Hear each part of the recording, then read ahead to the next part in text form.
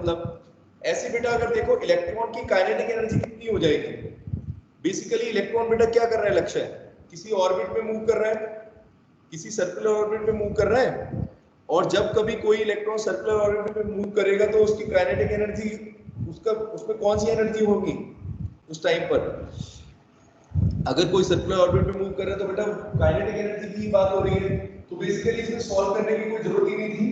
जो kinetic energy आएगी वो बेसिकली बेटा वही एनर्जी है जो फर्स्ट शेल की होती है। सुन रहे पूजा बेटा, सभी बच्चे सुन लो मेरी बात।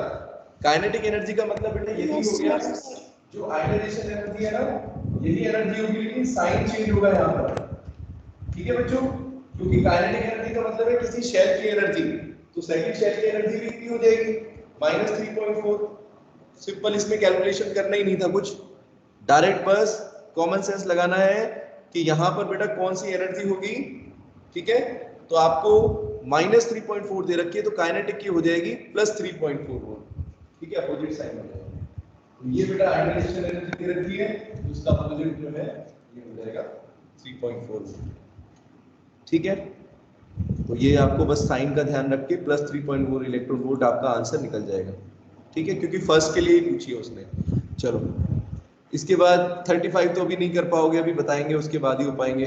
36 में बेटा देखो क्या ले रखा था, following quantum number are possible for how many orbitals, के लिए पॉसिबल है n = 3, l = 2, ये भी चलो बाद में कर लेना क्वेश्चन। 37 देखो, for the given value of E की अगर आपको बेटा वैल्यू दे रखी है तो लैम्डा निकालना था।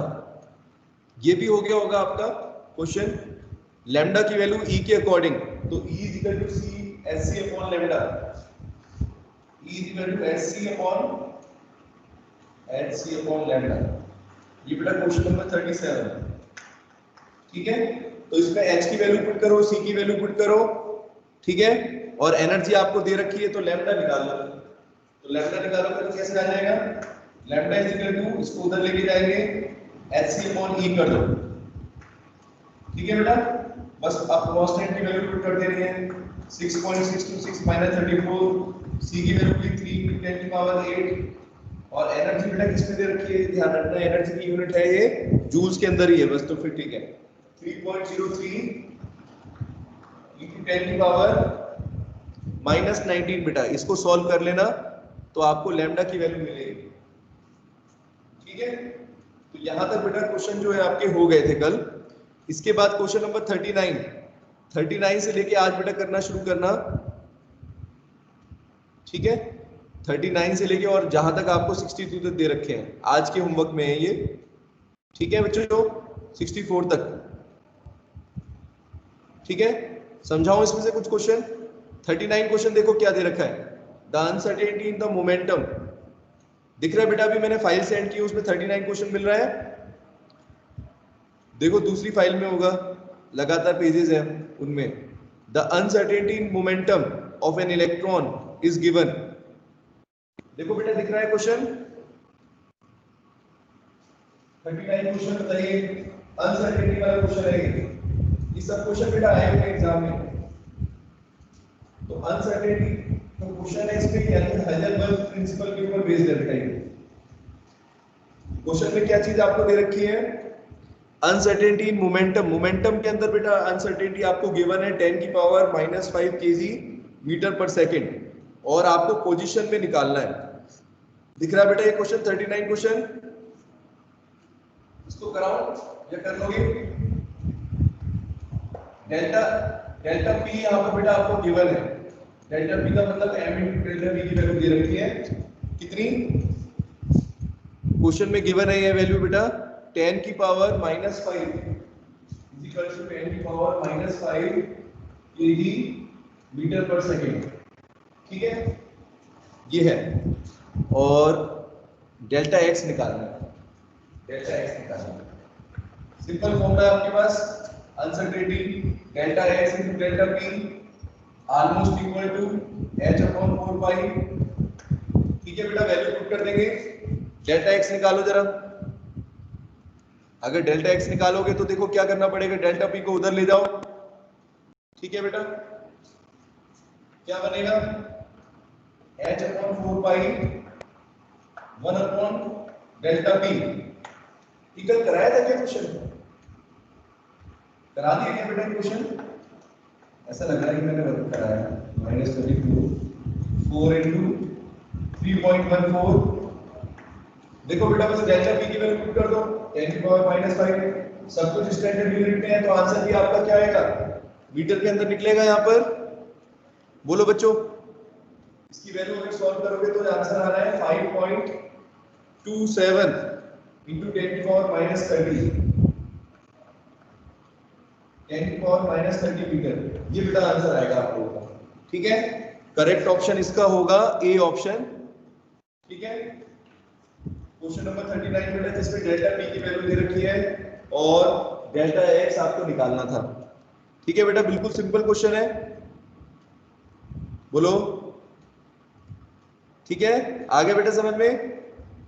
यहां से क्वेश्चन आज होमवर्क में करने हैं यहां से क्वेश्चन। ठीक है, चलो तो मैं एक बार अगले क्वेश्चन भी थोड़े बहुत देख लेता हूं, आपको बता देता हूं जल्दी जल्दी। क्वेश्चन नंबर 40 में बेटा एक थ्योरी का क्वेश्चन पूछ लिया है कि who modified bourse theory by introducing elliptical orbit. ठीक है, तो इलिप्टिकल ऑर्बिट की बेटा जगह थोड़ा सा पहले बेटा जो ऑर्बिट्स थे, सुनो मेरी बात, जो ऑर्बिट थे बेटा बोर ने बताए थे वो सर्कुलर ऑर्बिट बताए थे।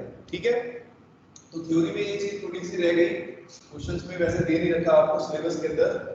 तो सोमरफील्ड का नाम आता है बेटा। सोमरफील्ड ने क्या किया, इन ऑर्बिट्स को, सर्कुलर ऑर्बिट को बेटा क्या बताया कि ये इलिप्टिकल ऑर्बिट होते हैं। इलिप्स समझते हो? इलिप्टिकल ऑर्बिट कैसा होता है बेटा? जैसे हमारे सोलर सिस्टम में जो प्लैनेट है वो सर्कुलर ऑर्बिट में मूव नहीं करते, पता है बेटा, थोड़ा सा इलिप्स होता है, थोड़ा सा मतलब परफेक्ट सर्कुलर शेप नहीं है। दिख रहा है बेटा, इस तरह का शेप, ओवल शेप जो होता है, ये है इलिप्टिकल शेप। तो एक्चुअल में उन्होंने बेटा ये बताया था कि एक्चुअल में जो ऑर्बिट होते हैं वो सर्कुलर ऑर्बिट ना होके कैसे होते हैं बेटा, इसकी जगह क्या बताया, इलिप्टिकल पाथ होते हैं। इलेक्ट्रॉन जो है बेटा वो सर्कुलर ऑर्बिट की जगह इलिप्टिकल पाथ में मूव करता है। ये सोमरफील्ड ने इसको बताया था। तो इसका आंसर थ्योरेटिकल क्वेश्चन है, 1991 में आया था, काफी पुराना क्वेश्चन। ठीक है, तो इसका करेक्ट आंसर बेटा सोमरफील्ड है। 40 क्वेश्चन।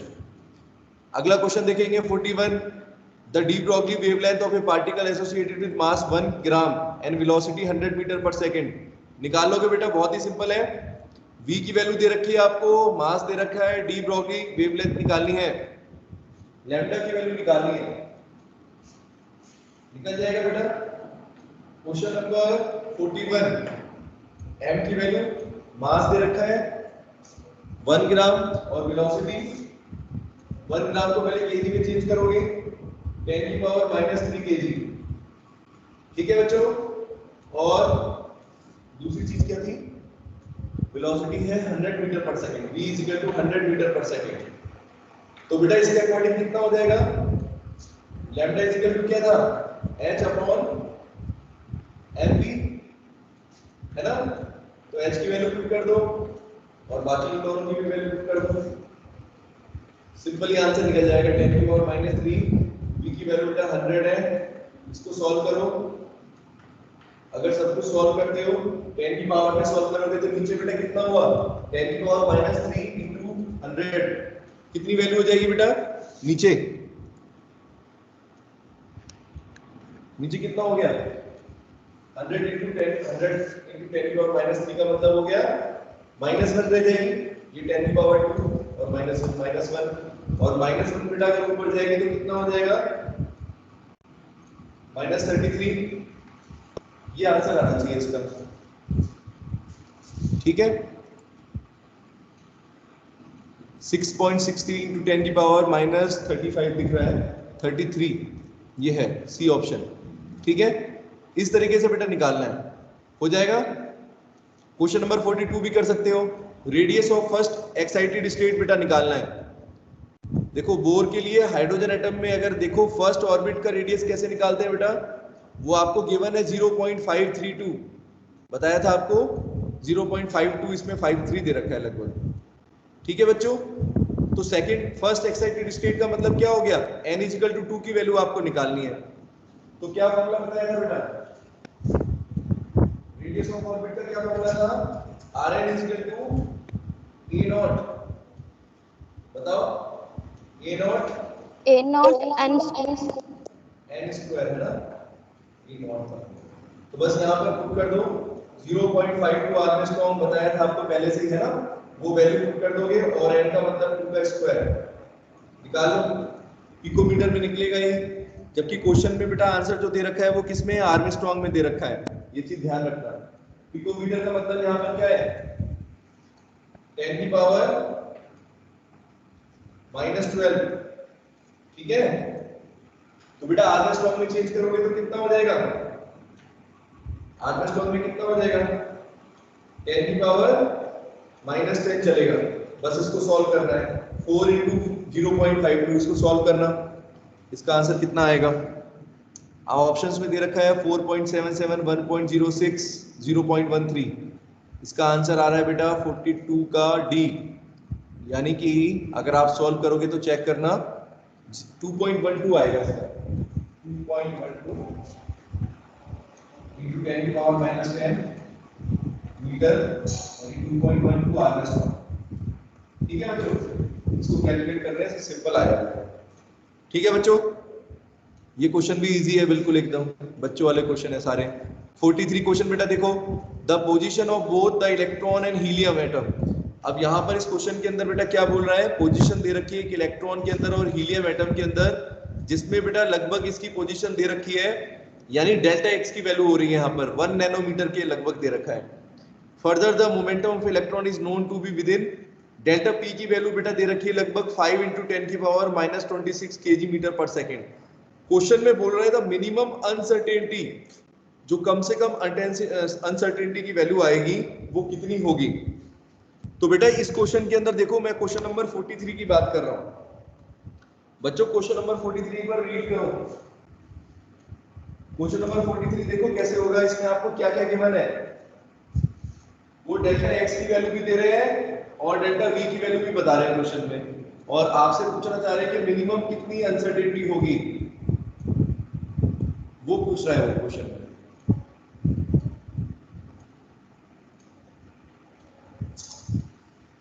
दिख रहा है बेटा,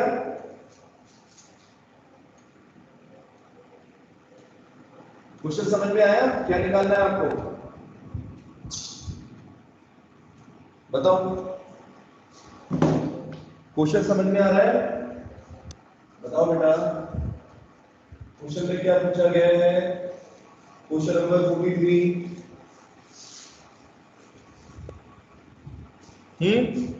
द मिनिमम अनसर्टेनिटी, दोनों को बेटा प्रोडक्ट करके देखना है आपको।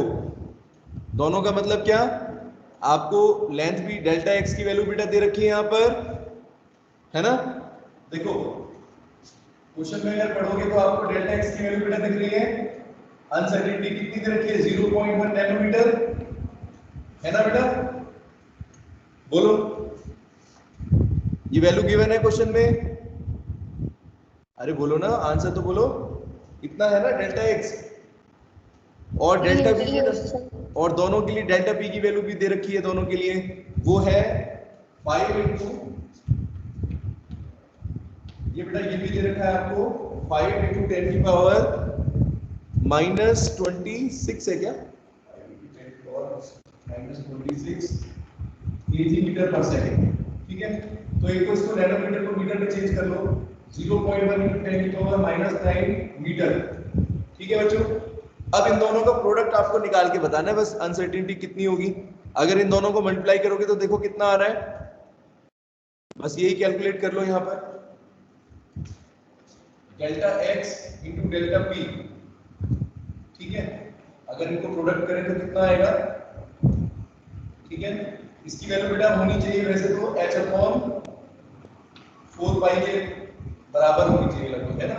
एक बार मल्टीप्लाई करो कितना आ रहा है, 10 की पावर -9 × 5 × 10 की पावर -26, ठीक है।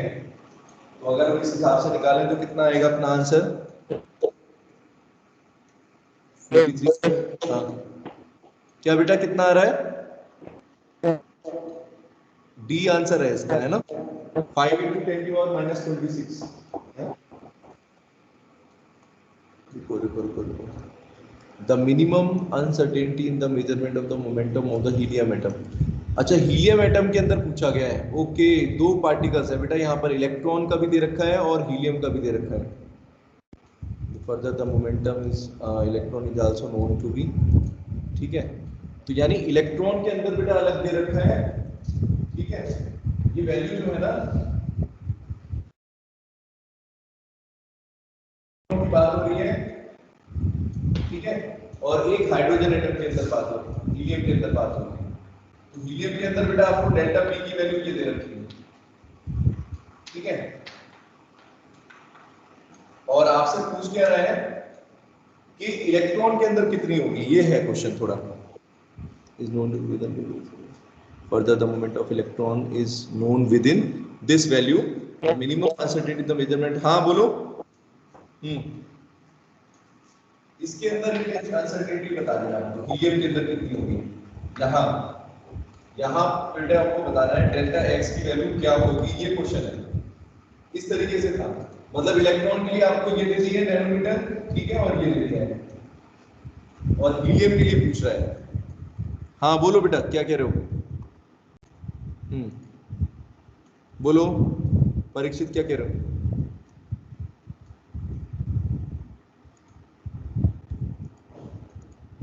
परीक्षित क्या कह रहे हो, बताओ बेटा। क्वेश्चन एक बार समझ में आया सबको? इसमें बेटा दोनों इलेक्ट्रॉन की भी बात हो रही है और इसमें हीलियम एटम के बीच में भी दे रखा है। देखो ये क्वेश्चन में दिया है the position of both an electron and A helium atom. दोनों की पोजीशन आपको 1 नैनोमीटर के रेंज में दे रखी है, यानी डेल्टा एक्स दोनों के अंदर कितना हो गया? इलेक्ट्रॉन के लिए भी 1 नैनोमीटर हो गया और हीलियम के लिए भी डेल्टा एक्स कितना हो गया? ठीक है, 0.1 नैनोमीटर। और यहाँ पर आपसे क्वेश्चन में ये पूछा है कि minimum uncertainty in the measurement of momentum of helium atom. इसके मोमेंटम के अंदर कितनी वैल्यू होगी, ये चीज आपको निकालनी है, ये चीज बतानी है कितना होगा। अगर बेटा दोनों की अगर बात करेंगे, अगर दोनों के अंदर डेल्टा एक्स सेम है, ठीक है, तो जाहिर सी बात है बेटा जो डेल्टा पी की वैल्यू होगी जो इसके अंदर निकल के आ रही है इलेक्ट्रॉन में, वही वैल्यू बेटा इसकी भी हो जाएगी। बस ये था क्वेश्चन के अंदर, 5 × 10⁻⁻⁻, जो इलेक्ट्रॉन के लिए बेटा वही हीलियम एटम के भी लिए हो जाएगी, ठीक है। आया समझ में? चलो क्वेश्चन नंबर 44 भी इसी तरीके से आइसो इलेक्ट्रॉनिक बेटा स्पीसीज के ऊपर क्वेश्चन है। ये आइसो इलेक्ट्रॉनिक स्पीसीज, ये बाकी बच्चे क्यों एब्सेंट हो गया जितने सारे?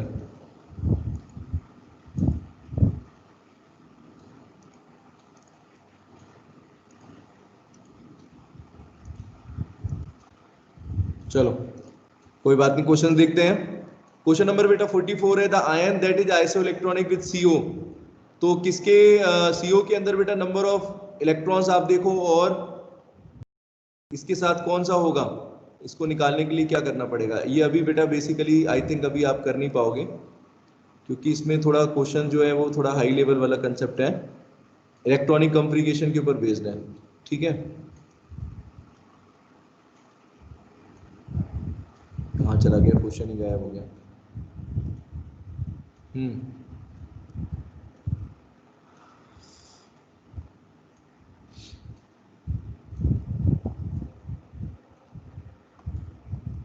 चलो बेटा ठीक है, कर लेना क्वेश्चन सारे, कल फिर डिस्कस करेंगे, थ्योरी रह जाएगी हमारी।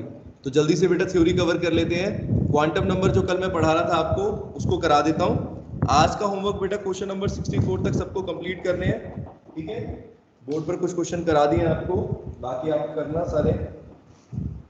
तो बेटा क्वांटम नंबर का एक बार रिवीजन करते हैं, तो जल्दी से बताओ क्वांटम नंबर में बेटा आपने कौन कौन से पढ़े हैं? क्वांटम नंबर कौन कौन से थे? 4 क्वांटम नंबर, और चारों का क्या मतलब है? हाँ बताओ मयूरी, कौन कौन से क्वांटम नंबर होते हैं, इसका क्या रोल है? सब principal quantum number. Principal quantum number क्या रिप्रेजेंट करता है बेटा ये? इससे क्या क्या चीज फाइंड आउट करते हो आप? एक आपका average distance, average distance of, मतलब किसी शेल की electron from nucleus. Electron from nucleus. अब बेटा देखो मैं बिल्कुल सिंपल तरीके से आपको एक चीज बता रहा हूं, आज बेटा ध्यान देना आप लोग। ये जो 3 क्वांटम नंबर, 4 क्वांटम नंबर आप पढ़ोगे, n, फिर दूसरा था l, एजिमुथल क्वांटम नंबर, ये एंगुलर मोमेंट, ठीक है, क्वांटम नंबर, और एक होगा इसके बाद मैग्नेटिक क्वांटम नंबर, ठीक है, m बोलेंगे उसको, या lm, ऐसे रिप्रेजेंट करेंगे ml, ठीक है, और तीसरा होगा चौथा स्पिन क्वांटम नंबर, या फिर इसको लिखेंगे ms, ठीक है। अब ये 4 क्वांटम नंबर बेटा ब्रॉडली अगर देखोगे तो क्या क्या चीजें दिखाई गई।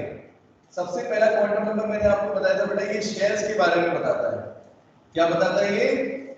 कितने नंबर ऑफ शेल होंगे बेटा, हर एक शेल की एनर्जी कितनी होगी, हर एक शेल का रेडियस कितना होगा न्यूक्लियस से, ये सारी चीजें कौन बता रहा है बेटा? Principal quantum number. दूसरा क्वांटम नंबर जिसका नाम एजीमुथल क्वांटम नंबर है, ये क्या दिखाता है बेटा? नंबर ऑफ सबशेल्स कितने होंगे, है ना, शेल के कितने पार्टीशन होंगे, कल बताया था, एस, पी, डी, एफ, ये सबशेल्स हैं। ठीक है बच्चों, समझ रहे हो? दीक्षा समझ में आ रहा है? आर्यन बताओ बेटा, समझ में आ रहा है बच्चों? तो नंबर ऑफ सबशेल्स कल पढ़े थे ना आपने, है ना, ये सबशेल्स दिखाता है, सिंपल। कितने सबशेल होंगे बेटा, फिर हर एक सबशेल की कितनी एनर्जी होगी, ठीक है ना, कितनी एनर्जी होगी, और हर एक का रेडियस कितना है, डायमीटर कितना है, ये सब चीजें बताएगा, ठीक है। और एंगुलर मोमेंटम, ठीक है, एनर्जी, एंगुलर मोमेंटम, हर एक शेल के अंदर जो सबशेल है उनके बारे में कौन बताता है बेटा? ये वाला क्वांटम नंबर, एल जिसको बोलते हैं। और अगर तीसरा क्वांटम नंबर जिसको मैग्नेटिक क्वांटम नंबर भी बोलते हैं, ये मैग्नेटिक क्वांटम नंबर है, ठीक है, ये एंगुलर मोमेंटम है, ठीक है, ये एजीमुथल बोलते हैं इसको। और ये बेटा क्या है? प्रिंसिपल शेल दिखाता है, प्रिंसिपल क्वांटम नंबर है, ठीक है।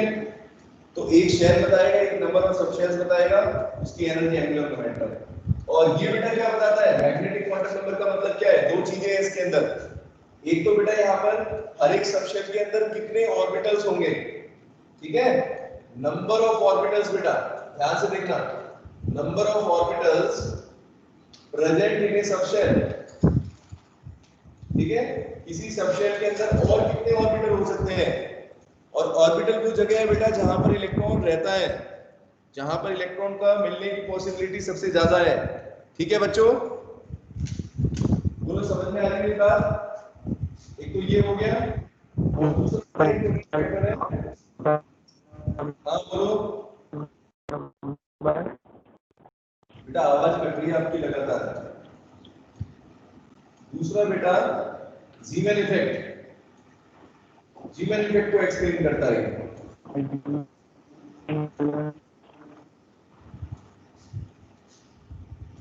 क्या कह रहे हो बेटा?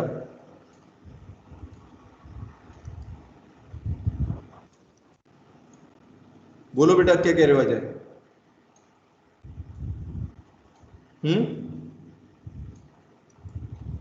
पूजा बेटा, समझ में आया मैंने क्या बताया आप लोगों को? कि ये बेटा मैं दिखाना चाह रहा हूँ, यहाँ पर प्रिंसिपल क्वांटम नंबर शेल्स के बारे में बता रहा है, हर एक शेल कितने होते हैं, शेल की एनर्जी कितनी होती है, डिस्टेंस कितनी होती है, ठीक है, न्यूक्लियस से। फिर दूसरा क्वांटम नंबर बेटा जिसको हमने ऐसे रिप्रेजेंट किया था, वो क्या बताता है आपको? नंबर ऑफ सबशेल्स कितने हैं, और हर एक सबशेल की एनर्जी कितनी है, दो इलेक्ट्रॉन किसी सबशेल के अंदर है, उसकी एनर्जी कितनी होगी, और उसका एंगुलर मोमेंटम कितना होगा। बोलो बच्चों, यही पढ़ा था ना कल आपने? क्या फॉर्मूला था एंगुलर मोमेंटम का? √L × L + 1 × h/2 पाई, ये है, ठीक है ना। ये दूसरा क्वांटम नंबर दिखाता है। अब अगर वैल्यू की बात करें बेटा, वो भी देखेंगे अभी थोड़ी देर में, रुको।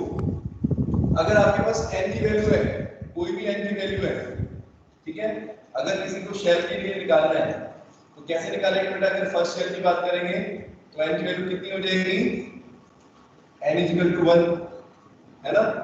n की वैल्यू से बेटा n की वैल्यू कैसे निकालते हैं? n क्या होता है? n minus 1। n की वैल्यू बेटा कितनी होती है? n माइनस 1 हो जाती है। और रेंज कहां से कहां होगी? 0 से लेके बेटा n माइनस 1 तक वैल्यू हो सकती है।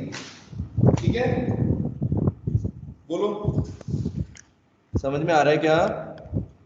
बताइए।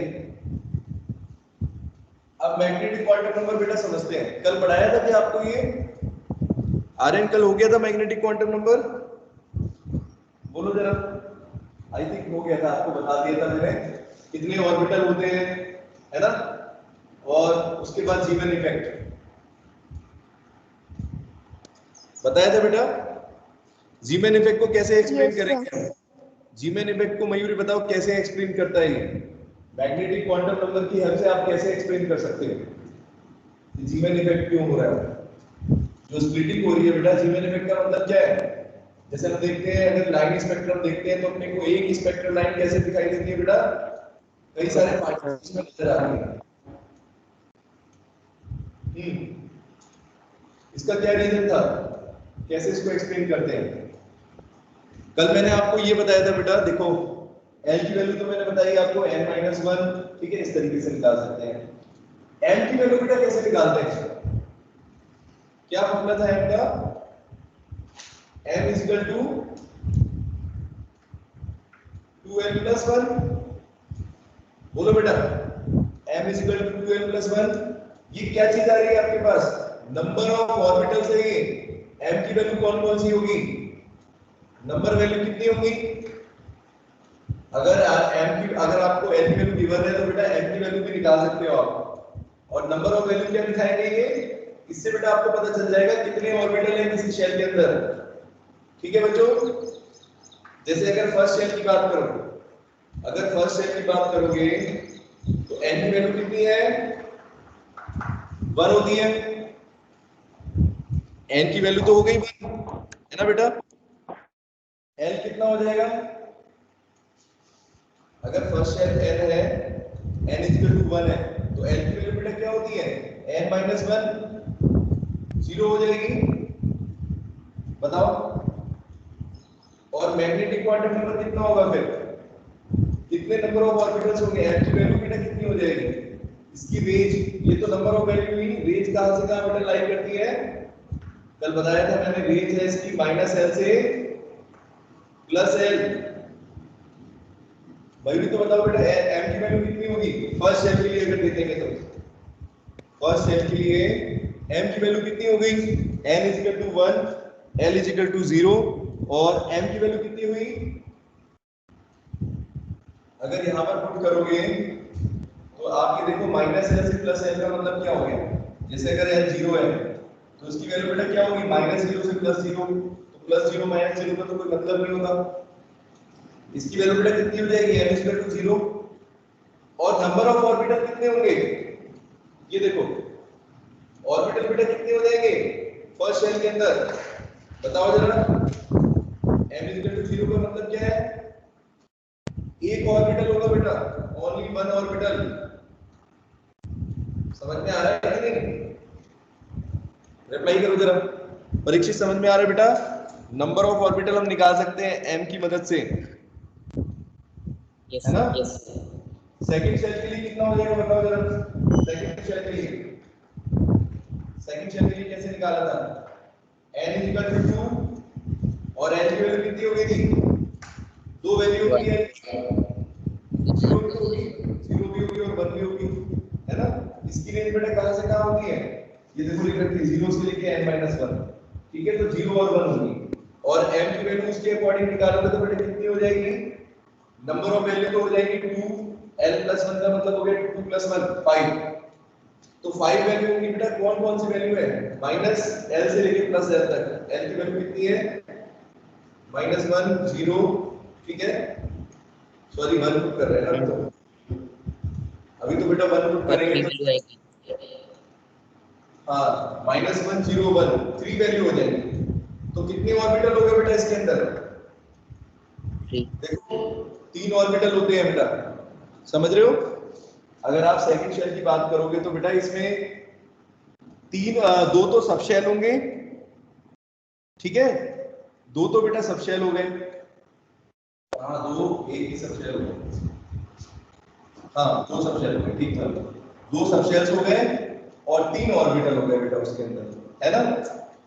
ऐसे अगर थर्ड की बात करेंगे, थर्ड का भी देख लो, थर्ड शेल के लिए आपको n की वैल्यू होगी 3, l की वैल्यू कितनी हो जाएगी 0 1 2, तो कितने सब शेल हो गए बेटा? l की वैल्यू क्या दिखा रही है? नंबर ऑफ सब शेल्स दिखा रही है, तो l कितने हो रहे हैं? देखो 3 सब शेल हो गए, और फिर m की वैल्यू कितनी हो जाएगी? कितनी नंबर ऑफ वैल्यू होगी? 2l + 1 देखोगे, l की वैल्यू को पुट करो यहाँ पर 4 + 1 5 है ना, और रेंज कहां से कहां है? -2 से शुरू करेंगे, -2 -1 0 1 और 2। देखो बच्चों कितने ऑर्बिटल हो गए? अगर 5 वैल्यू आ रही है तो उसका मतलब 5 ऑर्बिटल हो गए, ठीक है?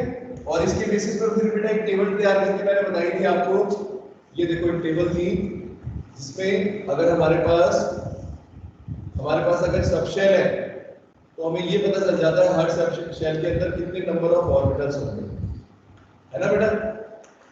अगर मान लो आपका अगर s सब शेल है, s कौन सा है? ये वाला, तो इसके अंदर बेटा कितने इलेक्ट्रॉन दिख रहे हैं?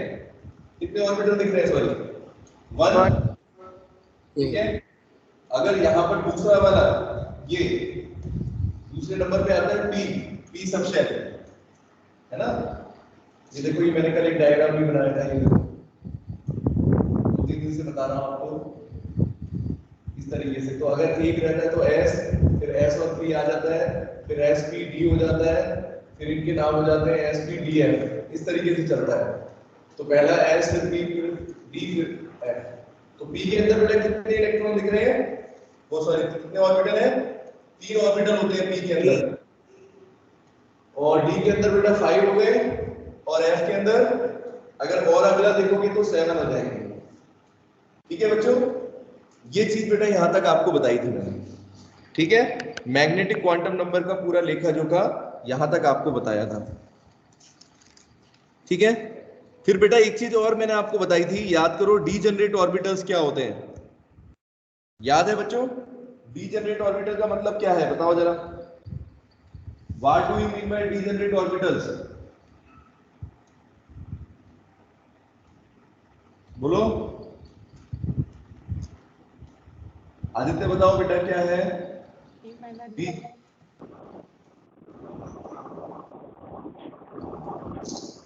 Degenerate orbitals? क्या होते हैं बेटा? कौन से ऑर्बिटल है डीजेनरेट का मतलब?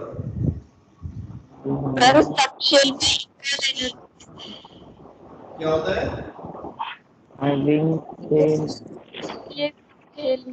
इक्वल एनर्जी, अगर सेम एनर्जी होती है बेटा, है ना? अगर मान लो ऐसे ऑर्बिटल है जिनकी एनर्जी सेम हो, इक्वल एनर्जी हो, तो उसको आप बोलोगे डीजेनरेट ऑर्बिटल्स हैं ये, ठीक है बच्चों? ये मैंने आपको कल बताया था। तो जीमैन इफेक्ट याद करो बेटा, कैसे हम एक्सप्लेन कर पाएंगे? अगर मान लो अपने को जीमैन इफेक्ट एक्सप्लेन करना है तो हम कैसे करें? कौन सा प्रिंसिपल लगाओगे?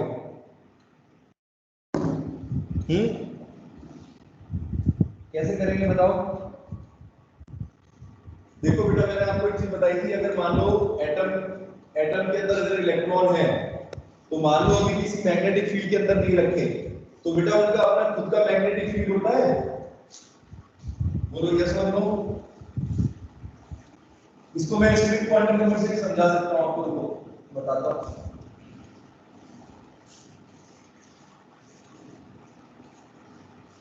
तो बेटा मान लो अगर किसी एटम को अगर हम ये मान के चलें कि अभी वो किसी भी मैग्नेटिक फील्ड के अंदर नहीं है बेटा, तो इसके जो ऑर्बिटल होंगे वो कैसे होंगे बेटा, बताओ? उनको क्या बोलोगे? डीजेनरेट ऑर्बिटल्स होते हैं। इसका क्या मतलब है बेटा? जैसे p ऑर्बिटल की बात करते हैं, p सब शेल की बात करते हैं, तो p सब शेल के अंदर बेटा कितने ऑर्बिटल्स हैं? बताओ जरा। 3 ऑर्बिटल्स हैं, px py और pz। मैंने आपको बताया था बेटा इन तीनों की डायरेक्शन भी अपोजिट होती है, जिसको ओरिएंटेशन बोलते हैं। किस तरीके से ये इलेक्ट्रॉन लगे हुए हैं, देखो किस तरीके से ऑर्बिटल लगे। px का मतलब बेटा क्या हुआ, देखो इस तरह का शेप होता है, दिख रहा है बेटा, डायग्राम आगे दे रखे हैं आपको चैप्टर में बाद में, है ना, ऐसे होते हैं। और ये y एक्सिस पर होगा, ये वाली एक्सिस अगर मान लो x एक्सिस मान रहे हो, ये वाली y एक्सिस मान रहे हो, और एक तीसरी एक्सिस लेते हैं z एक्सिस, ये z एक्सिस मान लो, ठीक है, इस तरह का होगा बेटा। ये देखो, बोलो, ठीक है। अब बेटा मान लो अगर आपने अगर इस एटम को अभी किसी मैग्नेटिक फील्ड में नहीं रखा, तो इन तीनों ऑर्बिटल की बेटा एनर्जी क्या है अभी, बोलो क्या है, डीजेनरेट ऑर्बिटल्स है ये तीनों की एनर्जी बेटा क्या है, मान लो सेम है, एनर्जी आज इक्वल, तीनों की ऑल थ्री ऑर्बिटल्स की एनर्जी बेटा अभी क्या है, बोलो इक्वल है, ठीक है। अब जीवन इफेक्ट को देखो कैसे होता है।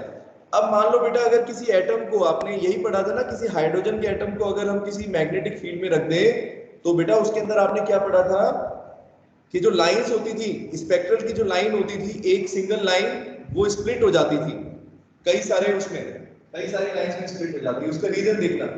अब मान लो बेटा आपने किसी एटम को, अगर आपने किसी एटम को, किसी भी मेटल के किसी भी एटम की आप बात करो, उसको अगर आपने मैग्नेटिक फील्ड में रखा, तो बेटा बेसिकली होगा क्या, मैंने आपको कल बताया था कि इलेक्ट्रॉन का अपना खुद का एक जब रोटेशन कर रहा है तो अपना खुद का बेटा एक इलेक्ट्रिक फील्ड वो जनरेट करता है, ठीक है बच्चों।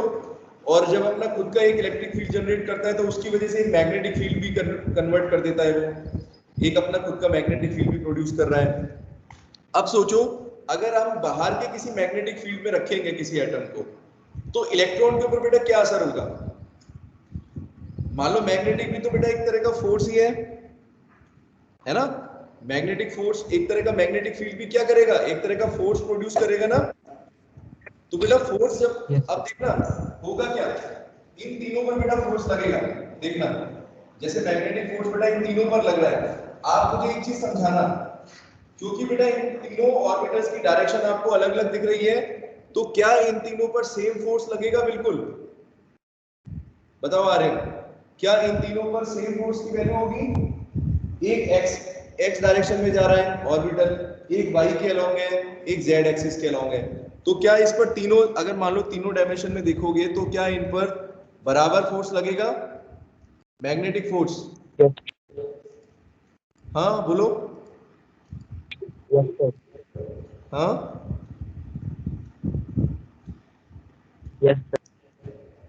बराबर है या नहीं, हेलो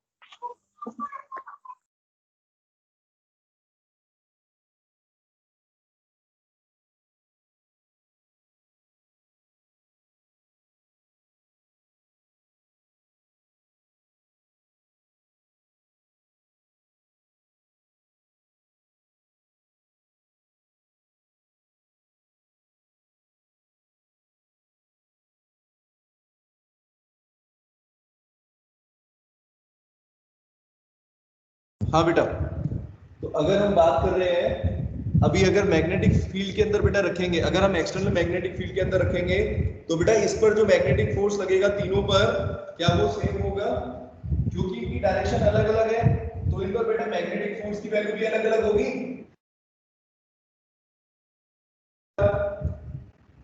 आ रही है ना।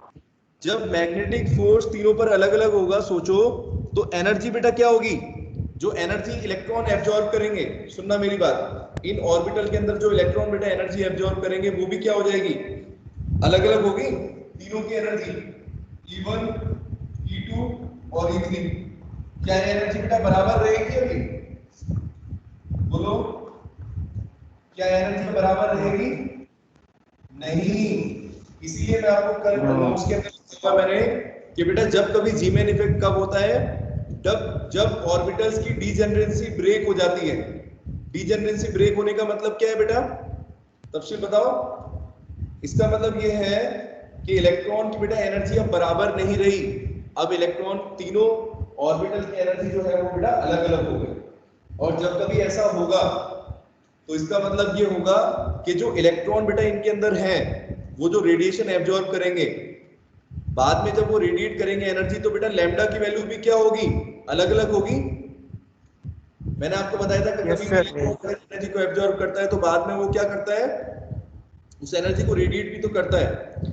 और जो रेडिएट करेगा बेटा उसमें लैम्डा की वैल्यू क्या हो जाएगी तीनों के लिए। देखो तीनों के लिए बेटा लैम्डा की वैल्यू अगर आप देखोगे अलग अलग होगी, लैम्डा 1, लैम्डा 2, लैम्डा 3।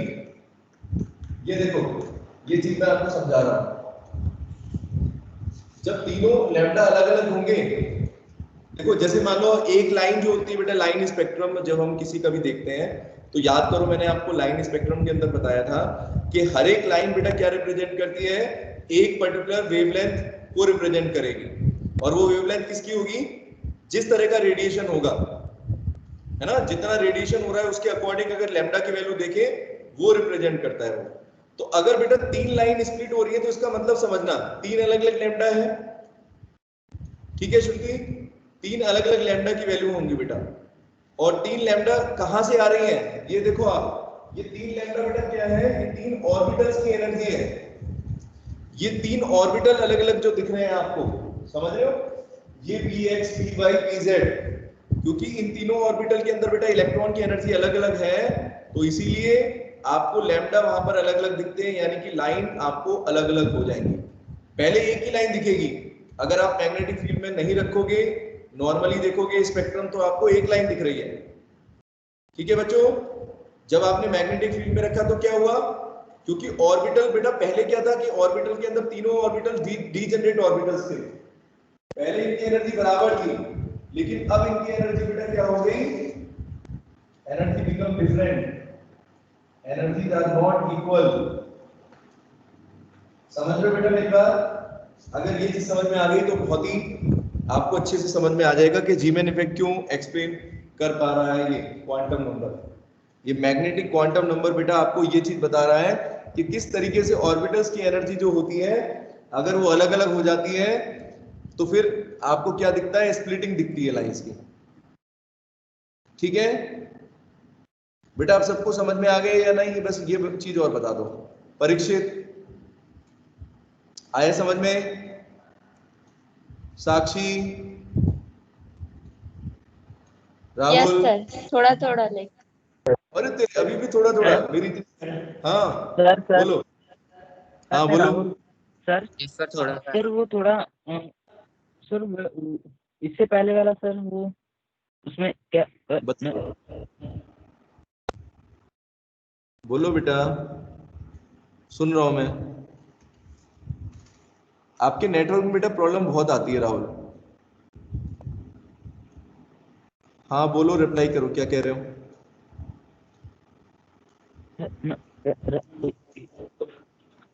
आपकी बेटा आवाज कट रही है राहुल। परीक्षित बोलो क्या कह रहे थे।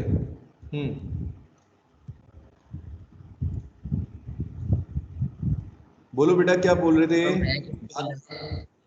हाँ आगे से आ गया समझ में, हाँ बस मैं यही चीज कह रहा हूँ। साक्षी बेटा आधा आधा क्यों समझ में आया, देखो मैंने कितने क्लियर तरीके से बता दिया, क्या चीज समझ में नहीं आ रही बताओ। सिर्फ मैंने ये बोला है कि जैसे मैग्नेटिक क्वांटम नंबर बेटा आपको दो फिनोमेना को एक्सप्लेन करता है, एक तो जीमैन इफेक्ट बताता है और ये बताता है कि कितने नंबर ऑफ ऑर्बिटल होते हैं किसी सबशेल के अंदर, कितने ऑर्बिटल होते हैं।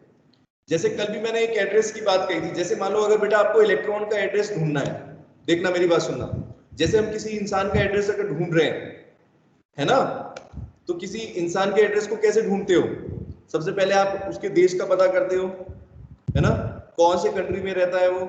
तो कंट्री मान लो एटम की बात कर रहे हैं, कंट्री को बेटा मान लो जैसे अगर हम किसी एटम से कंपेयर कर रहे हैं, फिर उसके अंदर बेटा हम किसी स्टेट की बात करते हैं, तो स्टेट को क्या मान लोगे बेटा, कोई शेल की बात करोगे, बोलो जैसे इलेक्ट्रॉन किसी Yes. एटम के अंदर कहां पर किसी शेल के अंदर होगा, है ना।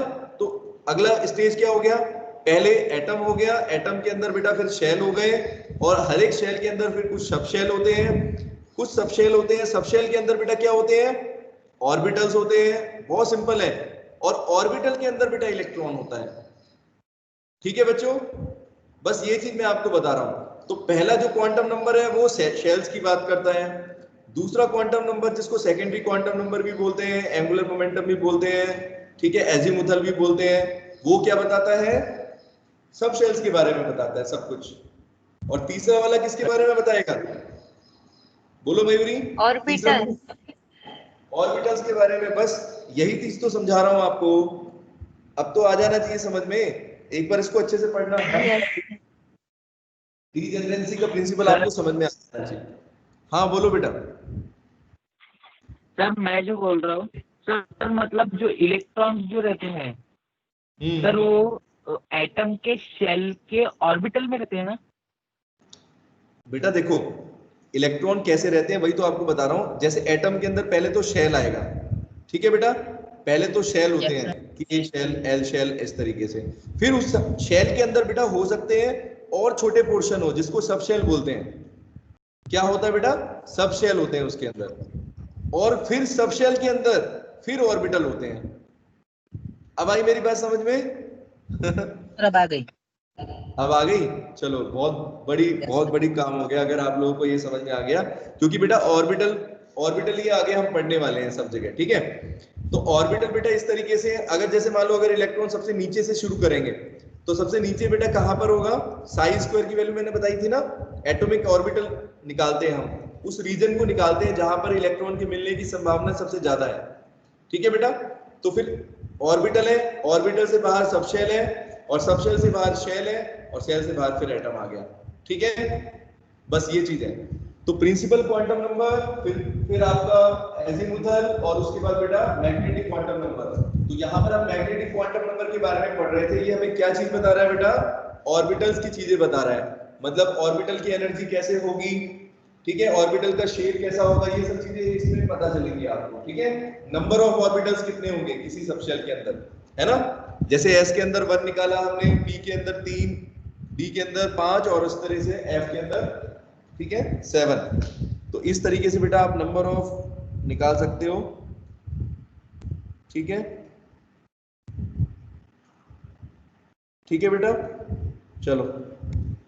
तो अब मैं थोड़ा सा आज स्पिन क्वांटम नंबर भी बताना था आप लोगों को, लेकिन आप लोगों को पीछे कहीं कराना पड़ा, न्यूमेरिकल्स भी कराए। चलो तो बेटा स्पिन क्वांटम नंबर भी एक बार समझ लेते हैं, चलो जल्दी से कोशिश करेंगे। तो स्पिन का मतलब क्या होता है बेटा, स्पिन का मतलब क्या है, अगर इलेक्ट्रॉन से जोड़कर देखें तो, क्योंकि इलेक्ट्रॉन बेटा किसी ऑर्बिट में लगातार मूव करते हुए चलता है, रिवॉल्व करता है ऑर्बिट में, ठीक है। और बेटा वो एक तो रिवॉल्व कर रहा है, उसके साथ साथ देखो क्या कर रहा है, अपनी एक्सिस पर भी मूव करता है। जैसे अर्थ अपनी एक्सिस पर मूव करती है ना बेटा, वो अपनी एक्सिस पर भी रोटेट कर रहा है। और रोटेशन दो तरीके से हो सकता है मयूरी, बताइए। चौथा क्वांटम नंबर है जिसको बोलते हैं spin quantum number. Spin quantum number जिसको रिप्रेजेंट करते हैं एस से या एमएस से। तो बेटा कोई इलेक्ट्रॉन कैसे कर सकता है, देखो रोटेट, या तो क्लॉकवाइज रोटेट कर सकता है ना, या फिर बेटा क्या हो गया, एंटी क्लॉकवाइज। सिर्फ दो ही तरीके हैं ना रोटेट करने के अपने एक्सिस पर बेटा, दो ही तरीके हैं, या तो क्लॉकवाइज या एंटी क्लॉकवाइज। अब आप देखना स्पिन क्वांटम नंबर की बेटा वैल्यू क्या होगी किसी भी इलेक्ट्रॉन के लिए। अगर आप देखोगे स्पिन क्वांटम नंबर की बेटा सिर्फ दो ही वैल्यू हो सकती हैं, ठीक है। अगर आप देखोगे फॉर एनी एम, और एनी वैल्यू ऑफ एम, अगर m की कोई भी वैल्यू हो, m यानी कि मैग्नेटिक क्वांटम नंबर, तो अगर m की कोई भी वैल्यू हो बेटा तो s की वैल्यू कितनी हो जाएगी, सिर्फ दो वैल्यू होंगी, एक प्लस हाफ और एक माइनस हाफ, ठीक है बच्चों। तो इलेक्ट्रॉन दो ही डायरेक्शन में रोटेट कर सकता है, इसीलिए दो ही वैल्यू हो जाएगी, एक प्लस हाफ बोलेंगे, एक को माइनस हाफ बोलेंगे।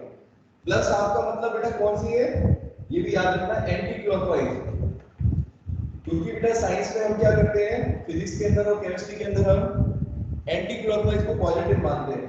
तो ये प्लस हाफ वाला तो हो गया, एंटी क्लॉकवाइज को रिप्रेजेंट कर रहा है, और जो यहाँ पर बेटा क्लॉकवाइज है, जो क्लॉकवाइज मूव कर रहा है उसका मतलब है -r। ठीक है बच्चों, बहुत ही आसान है इसको समझना। स्पिन क्वांटम नंबर बेटा ये दिखाता है कि इलेक्ट्रॉन की डायरेक्शन क्या है स्पिन की। इसकी दो वैल्यू हो सकती है +12 और -12। एक तो ये है जो मैंने आपको लिखा, it tells the, it explains about the direction off spin. ठीक है बच्चों, डायरेक्शन ऑफ स्पिन बताता है। एक दूसरी चीज है जो बहुत इंपॉर्टेंट है, एक और चीज बेटा यहाँ पर है, ये भी बताता है magnetic property. It also explain the magnetic character, या बेटा मैग्नेटिक प्रॉपर्टी को भी बताएगा। किसी एटम के अंदर अगर इलेक्ट्रॉन्स जो है वो कैसी प्रॉपर्टी शो कर रहे हैं, वो मैग्नेटिक प्रॉपर्टी के प्रति कैसे शो कर रहे हैं। It explain the magnetic property of any material, ठीक है, ऑफ एटम। ये कैसे बताएगा बेटा, इसको आपको समझने के लिए देखना पड़ेगा कि ऑर्बिटल बेटा दो तरीके से हो सकते हैं। ठीक है, ऑर्बिटल बेटा दो तरीके से हो सकते हैं। अब ऑर्बिटल के अंदर बेटा क्या मैंने बताया, इलेक्ट्रॉन होते हैं। ठीक है पूजा, किसी ऑर्बिटल के अंदर इलेक्ट्रॉन्स ही होते हैं ना। और बेटा मैक्सिमम कितने इलेक्ट्रॉन हो सकते हैं, सुनना, किसी ऑर्बिटल के अंदर बेटा मैक्सिमम 2 इलेक्ट्रॉन हो सकते हैं, चाहे वो कोई सा भी ऑर्बिटल हो, चाहे आपका एस ऑर्बिटल हो, पी हो, किसी भी टाइप का हो। किसी ऑर्बिटल के अंदर बेटा मैक्सिमम 2 इलेक्ट्रॉन हो सकते हैं। एक बेटा क्लॉकवाइज होगा और दूसरा एंटी क्लॉकवाइज होगा। ठीक है बच्चों, ये बात समझ में आ रही है। अब यहाँ पर एक चीज है, यहाँ पर डायामैग्नेटिक और पैरामैग्नेटिक दो वर्ड समझाने थे आपको, तो आज मैं बस इतना कंप्लीट करूंगा, फिर आप लोग उसको पढ़ लेना एक बार। डायामैग्नेटिक का बेटा मतलब क्या होता है और पैरामैग्नेटिक का मतलब क्या होता है। तो देखो, जब अगर किसी एटम के अंदर बेटा इलेक्ट्रॉन्स, सुनना, अगर किसी ऑर्बिटल के अंदर अगर इलेक्ट्रॉन बेटा फुल्ली फिल्ड है, पूरी तरीके से इलेक्ट्रॉन भर गए, मतलब जो उसकी कैपेसिटी है ना, बोलते हैं उसको। तो अगर ऐसी कंडीशन होती है तो बेटा वो मैग्नेटिक फील्ड, अगर बाहर से मैग्नेटिक फील्ड लेके आओगे तो वो उसको रिपेल करेंगे कि अट्रैक्ट करेंगे, सोचना। ये टाइम भी हो रहा है, बता सकता है कि कोई बच्चा, अगर बेटा पहले से उसके अंदर रिपेल हाँ, करेंगे। अगर से मैग्नेटिक फोर्स है, समझना, आपके पास पहले से अपने अंदर मैग्नेटिक एनर्जी है, और अगर बाहर से आप कोई एनर्जी आ रही है तो आप जनरल सी बात है बेटा उसको रिपेल कर दोगे। तो ऐसी प्रॉपर्टी को बोलते हैं डायामैग्नेटिक, जो रिपेल करते हैं बाहर के मैग्नेटिक फील्ड को। और अगर बेटा जिसके अंदर इलेक्ट्रॉन पूरी तरह से फिल नहीं होंगे, हाफ फिल्ड होंगे, वो क्या करेंगे बेटा, इसको जो बाहर वाला मैग्नेटिक फील्ड है उसको कहेंगे आने दो, एनर्जी को आने दो, ठीक है, वो अट्रैक्ट कर देंगे, तो उसको बोलेंगे पैरामैग्नेटिक। ठीक है बेटा, एक बार इसको पढ़ना आप लोग यहां तक। और जो होमवर्क में क्वेश्चंस दिए बेटा कल मुझे सबके कंप्लीट चाहिए, सुन लिया बेटा सबने। जो मैंने 46 तक जो भी क्वेश्चन, 64 सॉरी 64 तक जो क्वेश्चन दिए बेटा, वो सभी बच्चे एक बार अपनी जो अलग कॉपी मैंने आपको बता रखी है, सेपरेट कॉपी, ठीक है, उसमें सॉल्व करेंगे क्वेश्चन नंबर डाल के।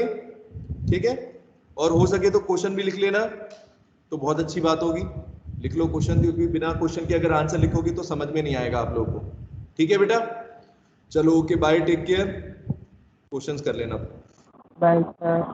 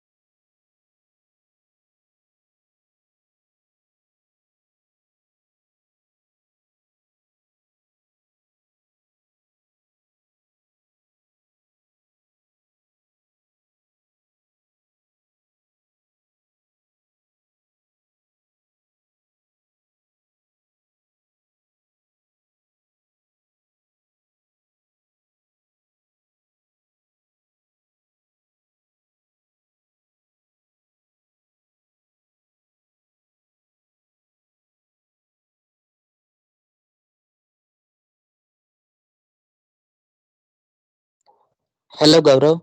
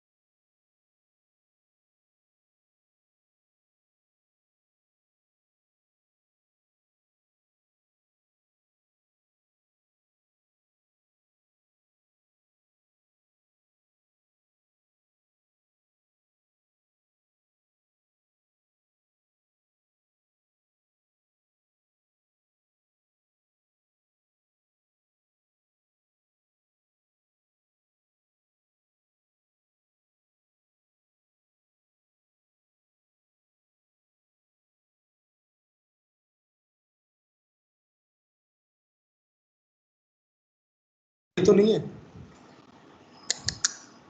ओहो, ये तो बच्चे अलग हैं।